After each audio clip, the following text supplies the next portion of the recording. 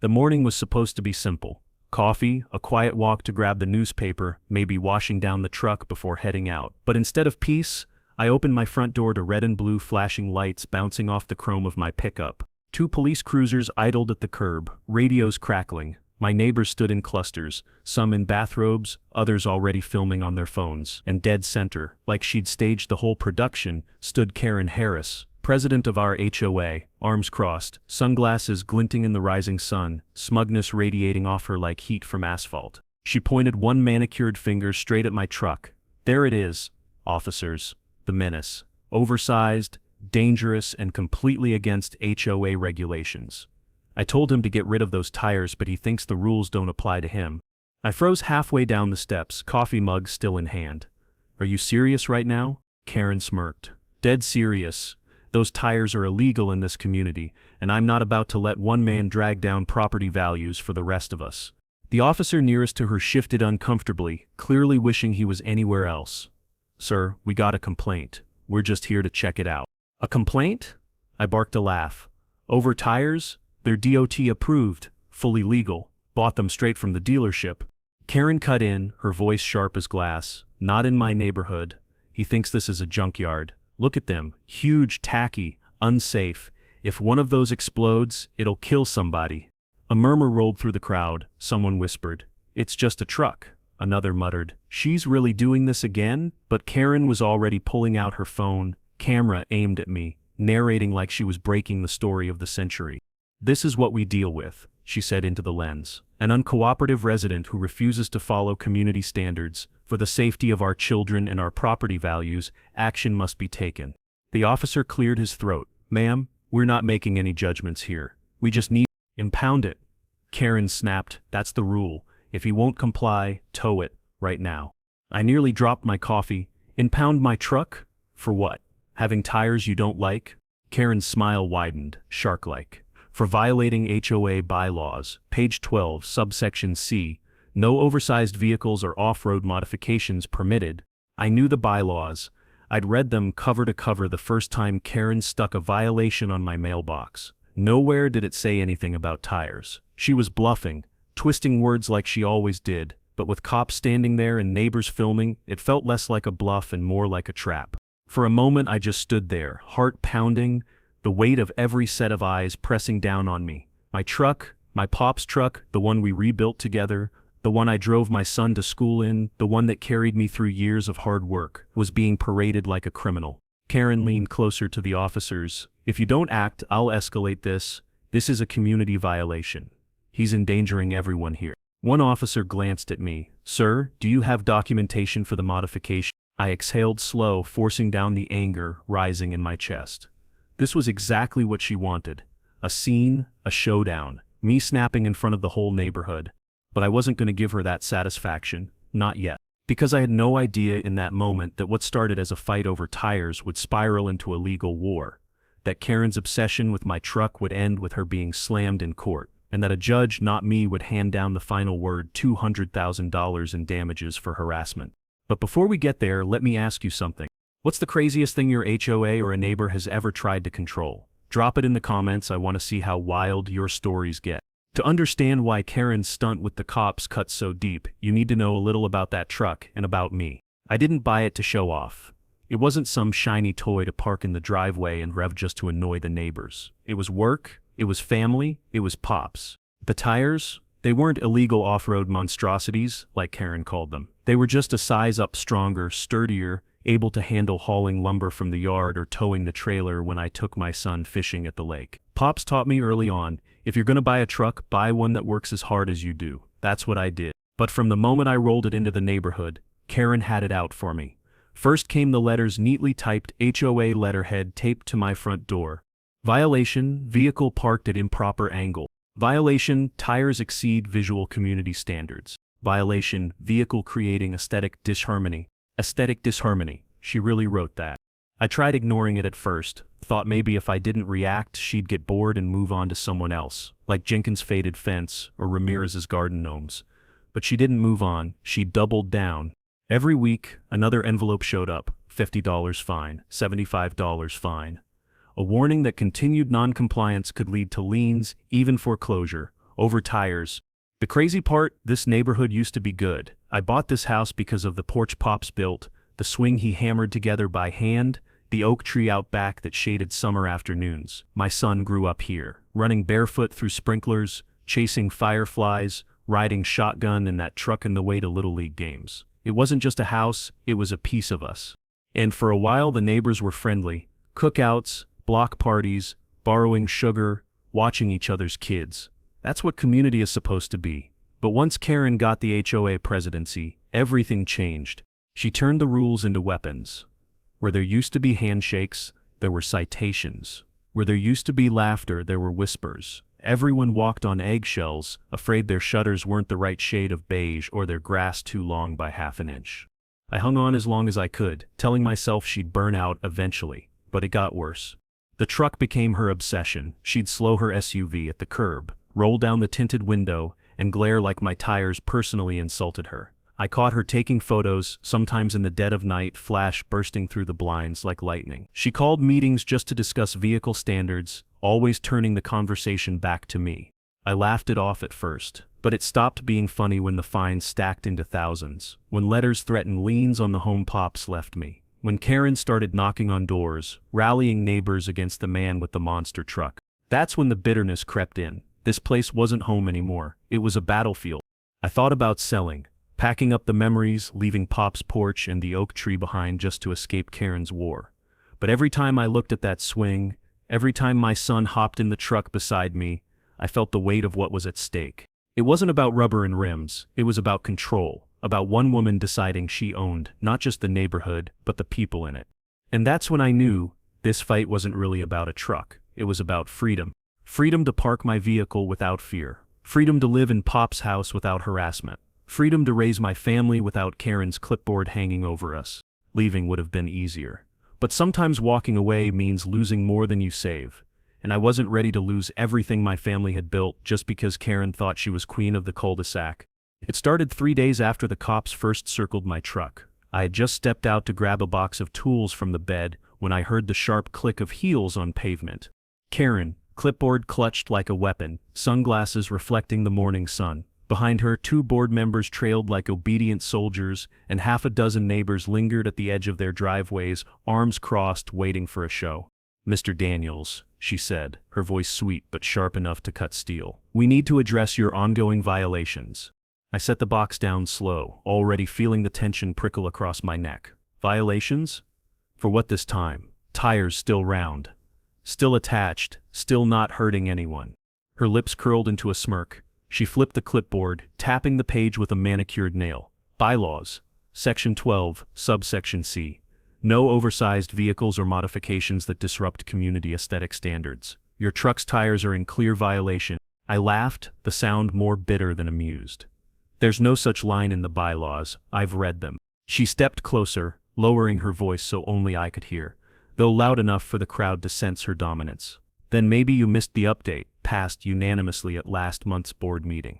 Funny, I said, since I was at that meeting and nobody mentioned my tires. Karen's smile widened. Consider this your official notice. Remove them or face fines. She turned to the crowd, voice rising theatrically. We can't allow one man to drag down our property values. This is a community, not a junkyard. Whispers rippled through the neighbors. Some nodded nervously, others avoided my eyes. A few, like Old Man Jenkins, muttered curses under their breath. I felt the heat rising, but I forced myself calm. Karen, these tires are legal. DOT approved. My registration is up to date. You have no grounds.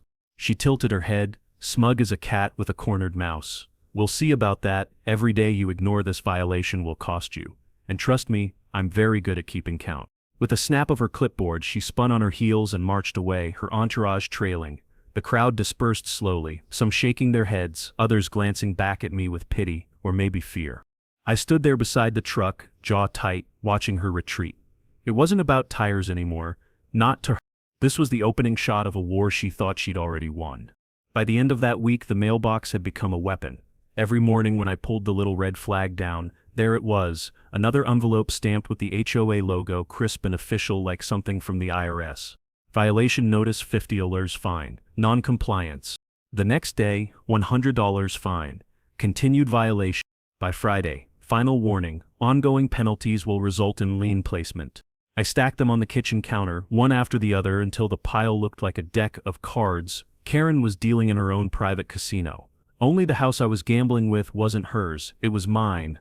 The wording grew nastier with every letter. At first, it was please comply, then it became failure to comply will incur escalating penalties. By the fifth notice, it flat out threatened foreclosure. Overtired. I slammed one down on the table, shaking my head. Vehicle creating aesthetic imbalance. That's the exact phrase. What does that even mean? My son read over my shoulder, frowning. Sounds like something she made up just to keep hammering you.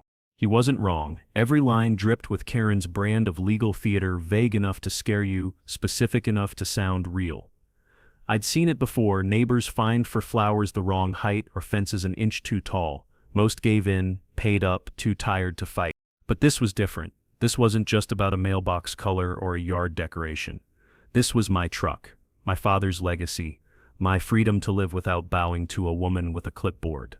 Still, the pressure worked. I lay awake at night, staring at the ceiling, hearing Karen's voice in every creak of the house. What if she really could take the home? What if one day I came back from work to find my truck gone, towed off into some impound lot because Karen waved enough paper at the right person?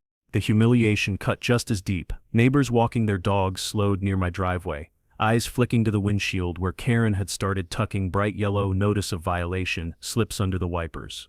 Kids giggled as they rode by on bikes, reading the bold letters out loud.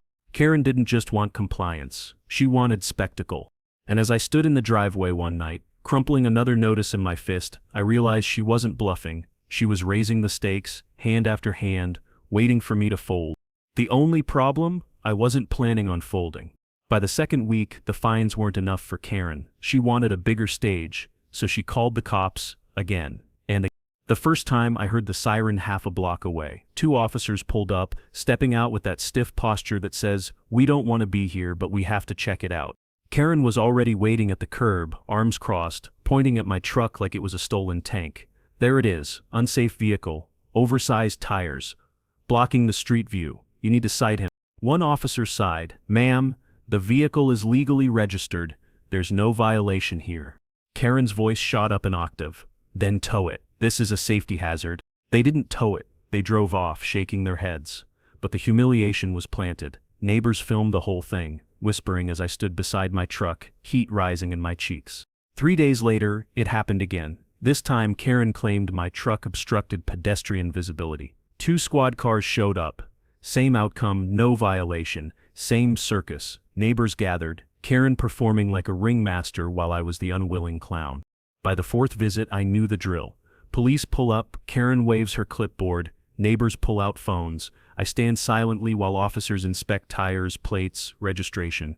Every time, clean. Every time, Karen fuming when they left. But she didn't stop. If anything, the rejections only fueled her obsession.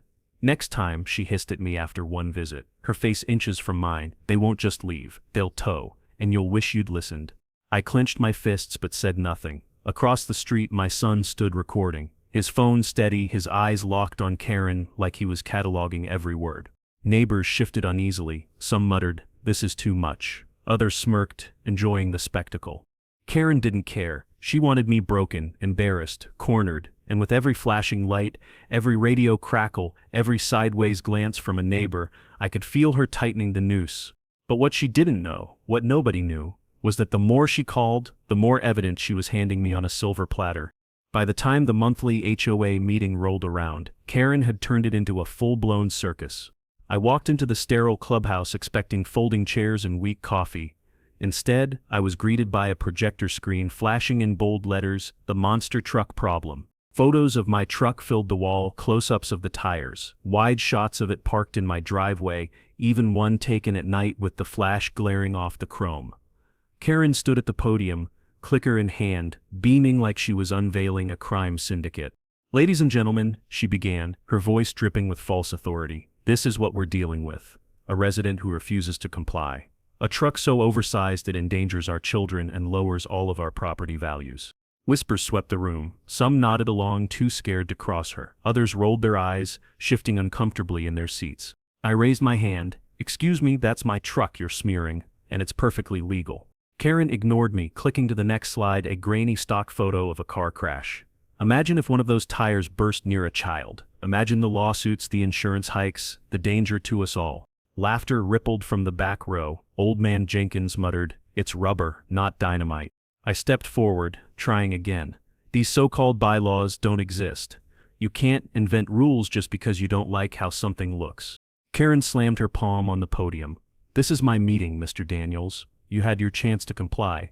Now the community decides." The crowd stirred. Some clapped half-heartedly. Others looked away. Karen smirked, mistaking their silence for support. I felt the anger boiling in my chest, fists clenching at my sides. She had turned my life into a slideshow, my truck into a villain, me into the neighborhood's scapegoat. For a moment I almost shouted, almost let the frustration spill over. But then I caught sight of my son in the corner, phone raised, recording every second. Karen thought she was building her case. She didn't realize she was building mine. It was almost midnight when I heard the sharp thunk against the windshield of my truck. I stepped outside, porch light flickering to life, and there she was, Karen Harris herself, standing in my driveway with that same smug look plastered across her face. Her SUV idled at the curb, headlights glaring, engine rumbling like backup for her performance. "Really, Karen?" I called out. "Middle of the night now?" She didn't flinch. She adjusted her sunglasses. Yes, sunglasses at midnight, then gestured at the bright red notice she had just slapped on my truck. The paper glared under the porch light, letters bold enough for the moon to read. "Final violation, daily fines accruing." I yanked it off the glass. "Another fake ticket? You're running out of paper, aren't you?" Her smirk widened. "That one's special. Every day you refuse to remove those tires will cost you $200. Add it up, Mr. Daniels. Within a month you'll owe more than your mortgage. Within 3 you'll be staring at foreclosure." My jaw tightened. You can't foreclose on a house over tires. Karen stepped closer, her perfume sharp, her voice low and venomous. "Watch me. I've done it before. Non-compliance equals penalties. Penalties equal liens. Liens equal foreclosure. That's how the system works. And I am the system here." The words cut deeper than the night air. For a moment I saw exactly what she wanted me to see. A future where Pop's porch was boarded up, where my truck was hauled off, where every memory tied to this place was erased because one woman decided to make an example out of me. I clenched the notice in my fist, knuckles white. "This is harassment. Call it whatever you want," she hissed. "But I'll bleed you dry. I'll fine you until you beg to sell, until this truck is gone, until you're gone." The neighbors had gathered again, drawn like moths to her chaos. Whispers drifted through the dark. Some shook their heads in disbelief, others smirked nervously, but no one stepped in. They didn't dare. For the first time I felt the rage surge so hot I almost stepped forward, almost shouted in her face, almost gave her exactly the outburst she wanted. But then I felt a hand on my shoulder. My son, calm, steady, his voice quiet but firm. "Dad, not tonight. Don't give her this." I looked at him, really looked. His eyes weren't just calm, they were calculating, focused, recording her words in his head as surely as his phone had captured the HOA meeting. Karen mistook my silence for defeat. She spun on her heel, striding back to her SUV like a queen returning to her throne. "Remember this night," she called over her shoulder. "This is the start of your end." Her engine roared. Tires squealed. The SUV vanished into the dark, leaving only exhaust and the bitter taste of her promise. I stood there in the driveway, my son at my side, the crumpled notice still clenched in my fist. My heart hammered, my breath sharp in the cool night air. Karen thought she'd declared victory. What she didn't know was that she had just declared war. And wars don't end with fines and notices, they end in courtrooms. After that midnight showdown, I knew one thing for sure. Words alone wouldn't stop Karen. If she wanted a paper war, then fine, I'd drown her in her own paperwork. The next morning I dug out an old shoebox from the closet and dropped the crumpled red notice inside. It felt like throwing kindling on a fire I planned to burn her with. Then I gathered the rest. Every violation letter she'd stuffed in my mailbox, every yellow slip she'd tucked under the wipers, every envelope stamped final warning, even when nothing final ever came. I spread them across the kitchen table like cards in a rigged game. My son stood at the counter, arms crossed, watching as I muttered through each line. "Aesthetic imbalance," I scoffed, waving one notice. "Unsafe for community harmony. Look at this garbage. She's making up words as she goes." He didn't laugh. He just nodded and said, "Keep them all." So I did. Every day, when I found another envelope waiting in the box, I didn't rip it up in anger like before. I dropped it straight into the shoebox. Dates carefully written in the corner. Signatures highlighted. Evidence, not trash. I started taking photos too. Karen lurking at the curb in her SUV. Karen pacing in front of my driveway, snapping shots of the truck like she was casing a crime scene. Karen posting notices in broad daylight, waving to neighbors like she was doing the Lord's work. I even photographed the truck itself from every angle, tires measured, plates visible, registration taped proudly to the window. Nothing out of order, nothing illegal. At night I sat at Pop's old desk, the one he used for tax season, and labeled folders.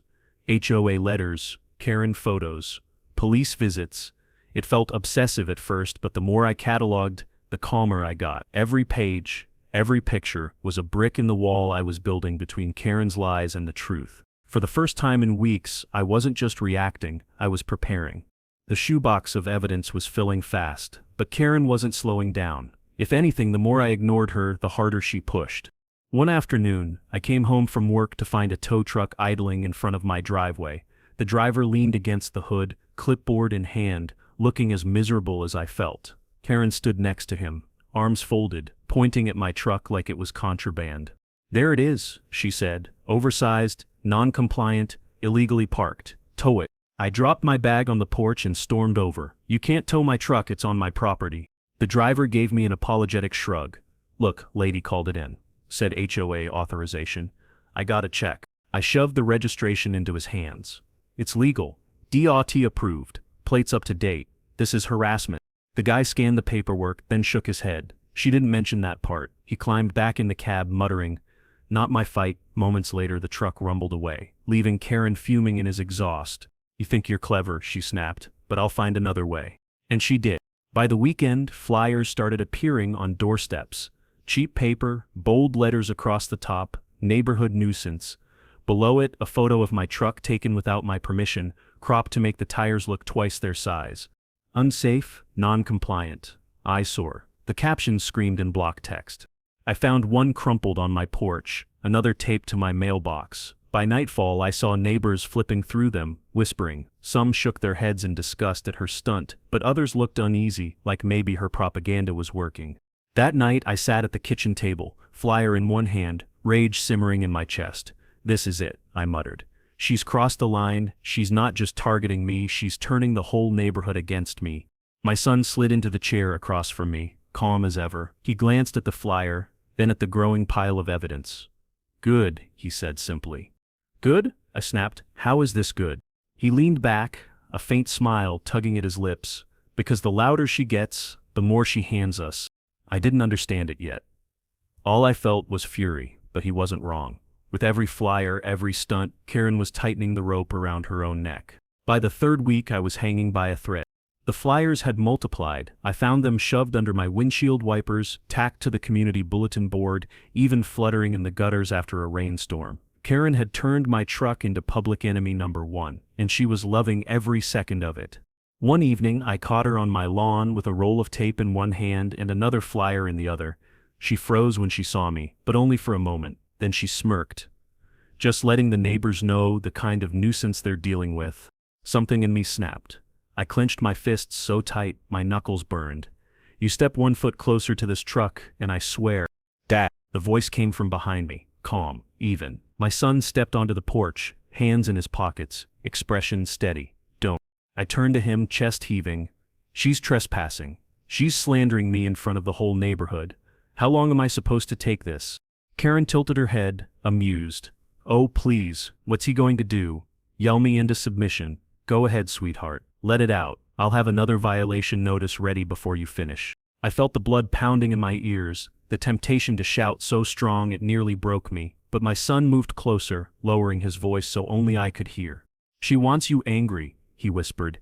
"That's her game. Every outburst is more ammunition for her. Stop giving her bullets." I blinked, caught between rage and reason. He placed a hand on my shoulder, firm but reassuring. "Don't fight her with words, fight her with evidence. Every letter, every flyer, every call she's made, it's all stacking up. Trust me, Dad. Just keep gathering. The more she pushes, the stronger our case gets." Karen laughed, mistaking my silence for surrender. She slapped the flyer against the mailbox and strutted off into the night. But for the first time, I didn't chase her, didn't yell. I stood there breathing hard, my son's words echoing louder than Karen's taunts. Maybe, just maybe, he was right. That night, after Karen slunk back into the shadows, my son pulled the shoebox of evidence onto the kitchen table. "Sit down," he said. It wasn't a suggestion. His voice carried a weight I hadn't heard before. I watched as he spread everything out in neat rows, letters sorted by date, flyers stacked, photos lined up like exhibits. He even pulled out his phone, cataloging each piece, snapping clean digital copies. I raised an eyebrow. "Since when did you turn into a detective?" He didn't look up. "Not a detective. Something better." I frowned. "Meaning?" Finally, he paused, slid open his wallet, and for just a moment, the edge of a polished badge gleamed under the kitchen light. He closed it just as quickly, but I'd seen enough. "You're a lawyer," he corrected. "Clerked for a federal judge, worked cases just like this. Harassment, fraud, misuse of authority. I know exactly how this plays out. Karen thinks she's queen of the HOA? She's just handed us the rope to hang her with." I sat back, stunned. For weeks I'd been carrying this fight alone, convinced it was me against an army. All the while, my own son had been holding the playbook to end it. He leaned forward, his voice steady but sharp. "Dad, stop wasting your energy shouting at her. Every time she puts something in writing, every call she makes to the cops, every flyer she posts, it's evidence. And in front of a judge, this isn't just HOA drama, it's harassment, it's defamation, it's damages." I felt something shift inside me, the weight of exhaustion lifting. "So what now?" I asked. "Now," he said, sliding the stack of flyers into a manila folder, "we let her keep digging. The louder she gets, the more airtight our case becomes. When the time comes, I'll file the suit. And trust me, Dad, she won't see it coming." For the first time in weeks, I smiled. Not because the harassment was over, but because Karen wasn't just fighting me anymore. She was walking straight into my son's courtroom, whether she knew it or not. The flyer campaign hadn't broken me. The tow truck hadn't scared me. Even animal control had walked away embarrassed. But Karen wasn't done. If anything, my silence made her hungrier. So she called an emergency HOA meeting, Saturday morning 10 a.m. at the clubhouse. I almost skipped it, but when I pulled into the lot and saw the crowd, neighbors spilling onto the lawn, folding chairs set up in rows, I knew this was a show I had to attend.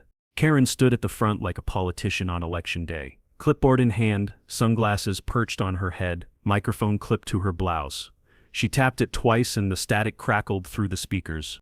"Thank you all for coming," she began, her voice syrupy sweet. "Today we address a serious threat to our community's safety and property values. One resident has chosen to disregard rules, endanger children, and create an eyesore for us all." Every head turned toward me. Karen clicked a remote and a projector lit up the wall behind her. Photos of my truck flashed across the screen, cropped, zoomed, exaggerated, shots of the tires at odd angles, captions underneath, oversized hazard, blocked sight lines, unsafe for pedestrians. She flicked through them like slides at a crime briefing.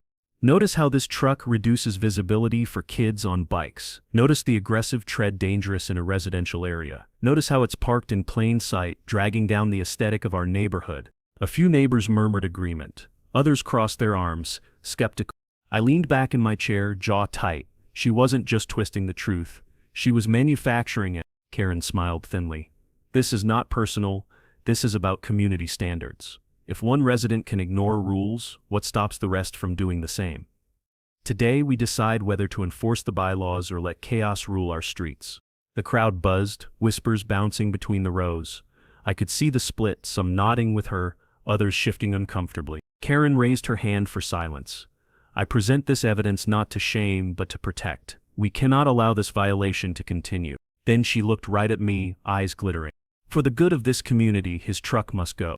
Karen wasn't content with just showing slides. No, she wanted a verdict. She shuffled her papers, straightened her blazer, and spoke like she was presiding over the Supreme Court.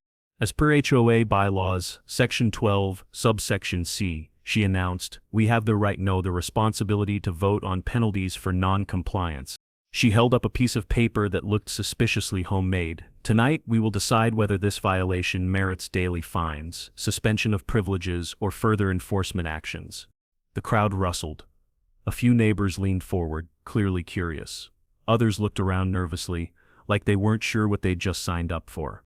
Karen seized the moment. "Consider this. Every day this truck remains. Property values drop. Safety risks rise. Our reputation as a pristine, family-friendly neighborhood is stained. Then came the dagger. And if fines remain unpaid, she paused, savoring the silence. The HOA retains the right to place a lien on the property. Foreclosure is not off the table. Gasps rippled through the crowd. A retired couple in the front row whispered furiously to each other. A young mom shifted her toddler onto her lap, frowning. I stood up. You can't threaten foreclosure over tires. Karen's smile was smug. Oh, but we can. The community voted to adopt these standards and majority rules. If you can't comply, perhaps you don't belong here. Some neighbors clapped, egged on by her confidence, but others looked away, uneasy. One man muttered, "Feels extreme." Karen pounced. Extreme? Letting him ignore the rules is extreme. Do you want this neighborhood looking like a junkyard? Do you want your children dodging unsafe vehicles on the street? Do you want your home's value cut in half? She waved the ballot sheets. Then vote. Vote to fine him until he complies. Vote to protect your homes. Hands started going up, hesitant, wavering, but enough to make my stomach sink. I clenched my jaw. This wasn't a meeting anymore. It was a kangaroo court.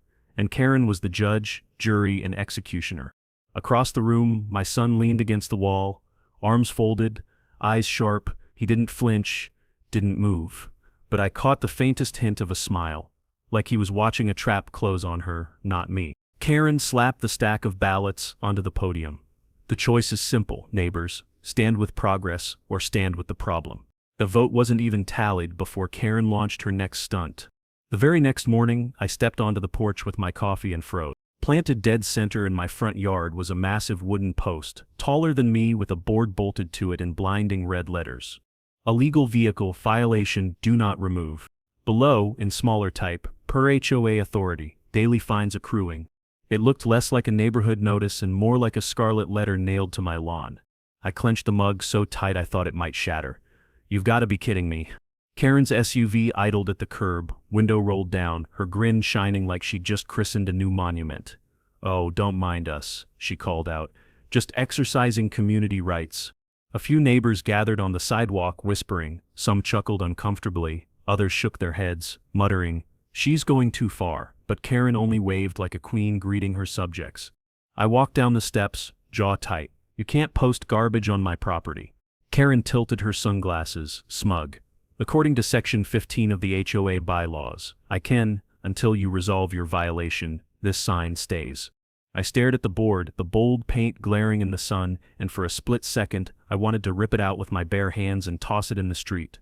But my son appeared at my side, calm as ever. "Don't touch it," he murmured. "What do you mean, don't touch it?" I hissed. "Because the longer it sits there, the better. Every neighbor who sees it, every photo taken, it's not evidence against you. It's evidence against her." I swallowed hard, rage colliding with reason. He was right, but God, it was humiliating. All day, people slowed their cars to stare, kids on bikes pointed. A delivery driver even snapped a photo before dropping off a package. By sunset, I felt stripped bare in my own home. But my son just kept snapping photos, angles from every side, time-stamped and neat. Karen thought she'd branded me with shame, but what she didn't know was that she'd just painted her own liability in bright red for the world to see. By the time the giant red sign had been standing for 2 days, I thought maybe Karen had finally run out of steam. I was wrong. Saturday evening, just as the sun dipped behind the trees, I heard it, the distant wail of sirens. My stomach sank. Not again. Sure enough, 2 squad cars rolled up, lights flashing blue across my porch. Neighbors poured onto lawns like it was free entertainment. Karen strutted out of her SUV, waving her arms dramatically like she'd personally summoned the cavalry. "Officers, over here," she shouted, her voice dripping with fake urgency. "This man is refusing to comply with HOA mandates. He has an illegal, oversized vehicle that poses a threat to community safety. I demand immediate impoundment." The officers exchanged looks. One stepped forward. "Ma'am, calm down. Let's get the facts first." Karen jabbed a finger at me. "The facts? The facts are staring you in the face. He's endangering children, lowering property values, and now he's defying the HOA board. We voted. He's non-compliant. You must arrest him and seize that truck." The crowd buzzed. Some neighbors muttered encouragement. "Yay, enforce the rules." Others whispered, "She's lost it."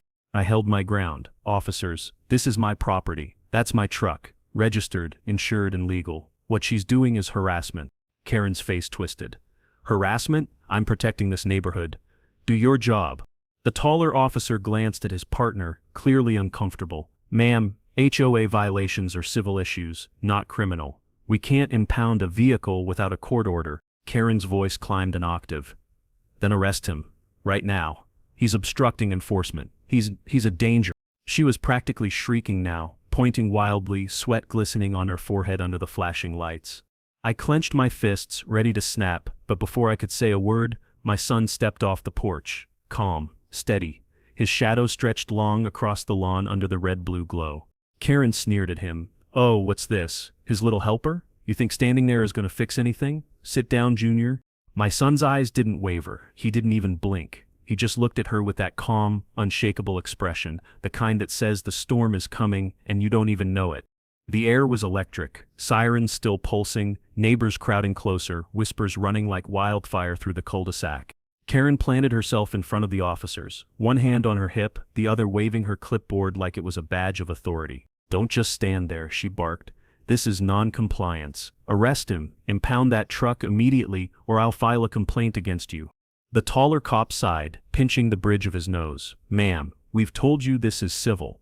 We can't. Karen cut him off, jabbing a finger at me. If you don't cuff him, you're allowing lawlessness. He's mocking this community, undermining our rules. Do your job. Some neighbors nodded nervously. Others crossed their arms, shaking their heads. A kid whispered, "She's crazy," before his mom tugged him back. I opened my mouth to fire back, but my son beat me to it. He stepped forward, slow, deliberate, the gravel crunching under his boots. His calm presence silenced even the murmurs. He stopped just short of Karen, his voice steady and cold. Karen. She whipped around, eyes blazing. What? What could you possibly have to add? You're just his little helper, aren't you? Running around, snapping pictures, thinking that means something. You're nothing. He didn't flinch, didn't even raise his voice. You've made a mistake. Karen laughed sharply, tilting her head. Oh, really? And what mistake would that be?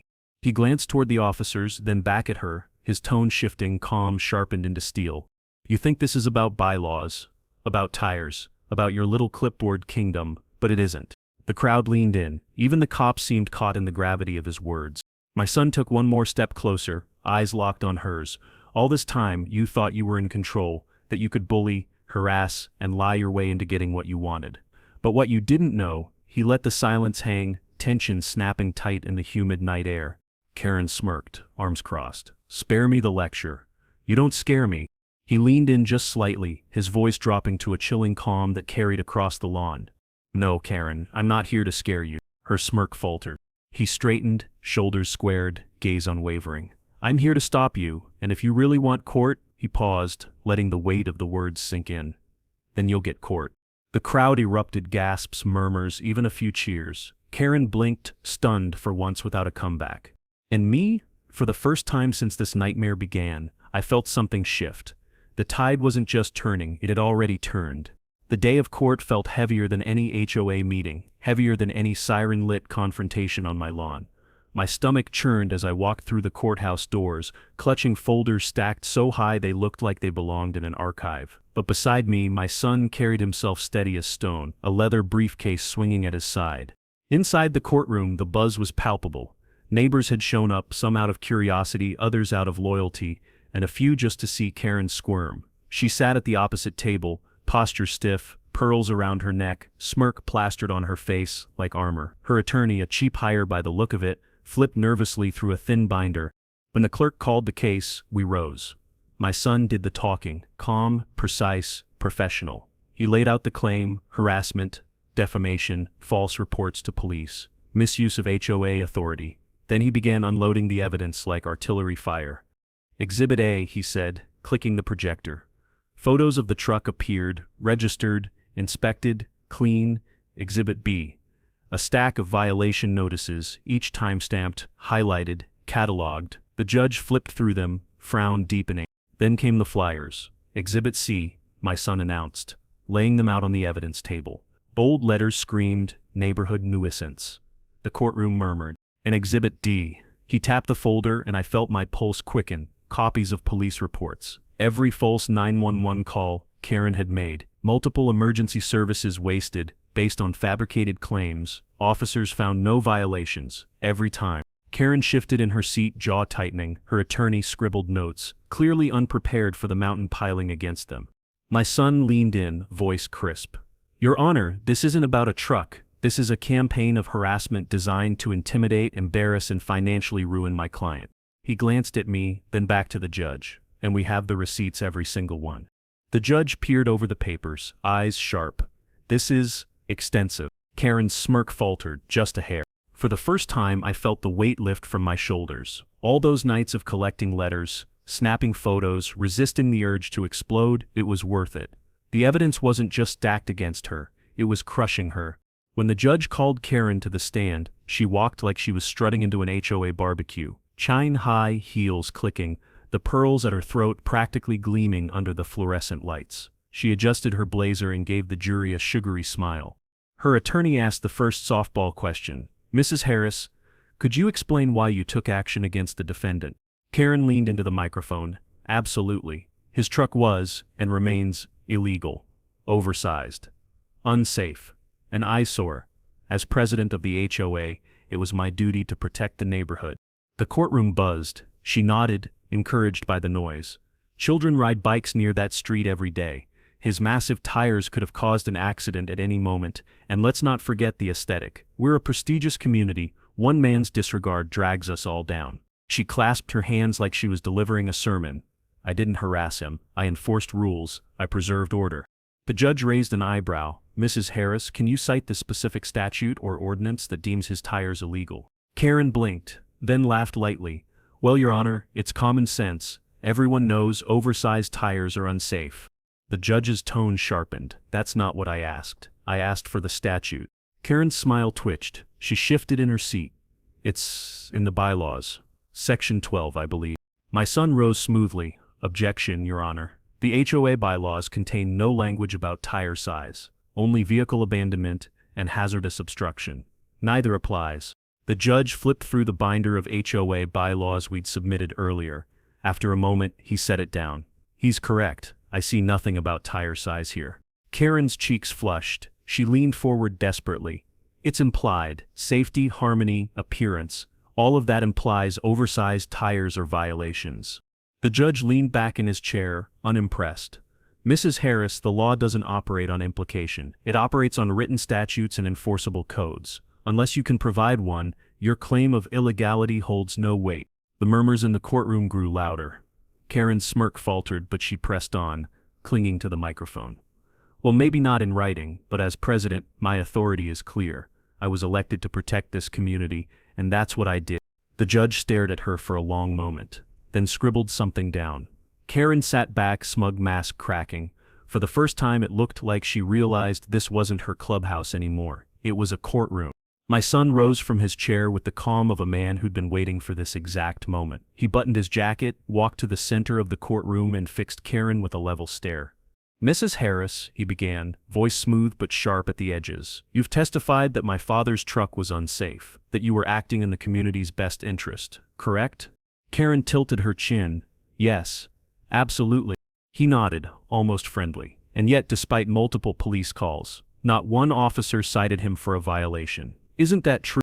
Karen's lips thinned. Well, the officers didn't see what I saw. My son clicked a button on the projector. A police report filled the screen. No violation found. Vehicle fully compliant. He clicked again. Another report. Same conclusion. Again and again, the pattern repeated. The jury leaned forward. Karen squirmed. They were just lazy. Didn't want to enforce the rules. My son's voice stayed steady. Or perhaps there were no rules to enforce. He let that hang, then pulled out his final piece. Now, Mrs. Harris, do you recognize this? On the screen appeared a grainy phone video. Karen in her SUV, window down, laughing with another board member. Her voice was unmistakable. Don't worry, I'll bleed him dry with fines. He'll sell before this is over. The courtroom gasped. Karen lurched forward. That's taken out of context. My son didn't flinch. Context? You're on video describing your intent to financially ruin a resident of your own neighborhood. That's not enforcement, Mrs. Harris. That's harassment. Karen's face flushed crimson. She shook her head violently. It was a joke, I was venting. The judge rapped his gavel once. Order. My son closed his binder with quiet finality. No further questions, Your Honor. He walked back to our table, his expression calm but his eyes glinting with fire. The jurors whispered to one another. The neighbors who'd come to watch exchanged shocked looks. And Karen? She sagged back in her chair, rattled, her pearls no longer gleaming but choking. For the first time since this war began, her smugness was gone. The courtroom was silent after the video faded, the weight of Karen's words echoing louder than any gavel strike. The judge leaned forward, eyes fixed on her. Mrs. Harris, do you deny that's your voice in this recording? Karen swallowed hard. It might be, but… No buts. The judge's tone was razor sharp. You called the police multiple times without cause. You issued fines not supported by your bylaws. You posted defamatory flyers and even attempted to interfere with lawful property. And now, on record, you've admitted your goal was to bleed your neighbor dry. Karen's lawyer half rose, muttering, "Objection." Overruled. The gavel cracked down. This court doesn't need more theatrics. The judge turned to my son. The plaintiff requests damages of $200,000, correct? Yes, Your Honor, my son replied calmly. For emotional distress, defamation, misuse of authority, and punitive damages. The judge flipped through the stack of evidence one last time, then set it down with finality. I've seen enough. He adjusted his glasses and looked directly at Karen. Mrs. Harris, your behavior was not only irresponsible, it was malicious. You abused your position, misused emergency services, and waged a campaign of harassment against a resident in good standing. This court finds the HOA board, under your leadership, liable for harassment and defamation. Gasps filled the room. Karen's face drained of color. The judge raised the gavel high. Judgment is entered in favor of the plaintiff. $200,000 in damages awarded, effective immediately. The gavel slammed down, echoing like thunder. For a moment Karen sat frozen, her mouth opening and closing without sound. Then she slumped forward, clutching the edge of the table like it might keep her afloat. The neighbors in the gallery began whispering furiously, some shaking their heads, others smirking with quiet satisfaction. One even muttered, "Finally." Karen's lawyer buried his face in his hands. Karen herself looked shattered, pearls askew, mascara smudging under her eyes. I exhaled slowly, shoulders lighter than they'd felt in months. My son leaned toward me, his voice quiet but steady. "It's over, Dad." And for the first time I believed. When the gavel fell, it didn't just end a trial, it ended a war. For months, Karen had ruled the neighborhood with fear and fines. But in a single ruling, the mask was ripped off. She wasn't a leader, she was a bully caught red-handed. The fallout was immediate. By the time I stepped out of the courthouse, local reporters had already gathered on the steps, microphones flashing, cameras rolling. They didn't want my story, they wanted hers. Within 24 hours, the evening news was airing clips of Karen's meltdown on loop. The grainy phone video of her bragging about bleeding me dry ran side by side with footage of her stammering in front of the judge. Headlines pulled no punches. HOA president exposed in harassment case. 200-day judgment slams local HOA. From power trip to courtroom collapse. By the weekend, the internet had taken over. Memes flooded social media. Karen's face plastered above captions, like community protector, more like community collector. One viral post simply read, "Imagine losing $200 K over truck tires." It got thousands of shares. The HOA board, sensing the firestorm, scrambled to save themselves. At the next emergency meeting, this time attended by more neighbors than ever, they turned on her treasurer, secretary, even her closest allies suddenly discovered moral backbones. They accused her of pocketing landscaping fees, overbilling residents, and fabricating maintenance costs.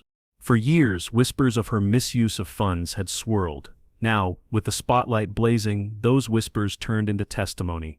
The board voted unanimously to remove her as president. A motion to dissolve the HOA entirely followed soon after. By the time the paperwork cleared, the whole rotten structure had collapsed. Residents were refunded the bogus fines she'd collected, maintenance fees were audited, and for the first time in a long time, the community breathed again. As for Karen, she vanished. Rumors said she sold her house at a loss to cover the damages. Others claimed she moved states, unable to face the ridicule. All I know is, her SUV stopped appearing at the curb, and her smug sunglasses never caught the sun on my street again. Moving out became easy after that. No more flyers taped to my door. No more midnight notices. Just quiet, pure unbroken quiet. The movers loaded boxes without being harassed. The truck pulled away and not a single neighbor glared. In fact, a few came over to shake my hand. "Good riddance," one muttered. "Wish we'd stood up sooner," another admitted. Even Mrs. Thompson from down the block, who hadn't spoken a word to me in months, brought over a pie. "For your son," she said softly. "Tell him thank you." I sat on the porch one last evening, the wood Pops had hammered decades ago creaking gently under me. My son leaned against the rail, arms folded, watching the sunset bleed across the sky. "This porch will belong to someone else soon," I said quietly, "but at least it won't be under her rule." He gave a small nod, "and you'll finally get your peace." I glanced at him, pride swelling in my chest. He wasn't just my son anymore. He was the reason Karen lost everything. He was the reason I could walk away with my head high. As the cicadas hummed and the evening air cooled, I realized something Pops had always told me was true. Bullies only win when you let them. Stand tall, hold your ground, and eventually the truth will outlast the noise. Karen thought she could bury me in paperwork and humiliation. Instead, she buried herself. And the community she once controlled, they weren't her subjects anymore. They were free. I closed my eyes, breathed deep, and let it sink in. The fight was over, and justice for once had parked right in my driveway. So that's how it ended. Karen thought she could bury me under fines and flyers, but in the end, the judge buried her under a $200,000 judgment instead. And now I want to hear from you. Have you ever dealt with an HOA Karen? The kind who thinks a clipboard makes them king or queen of the block? Drop your story in the comments. I read every single one, and trust me, these stories need to be told. Because the more we talk about them, the less power bullies like Karen get to keep. And hey, if you enjoyed watching her empire collapse in court, hit that subscribe button, because this isn't the last HOA meltdown you're going to hear from me. As long as there are board members with power trips and neighbors with trucks, lawns and porches they want to control, I'll be here telling these stories. So share your experiences, hit subscribe, and buckle up, because the next HOA Karen, she's already out there writing her own downfall, one violation notice at a time. And when it happens, you'd better believe you'll hear about it here first.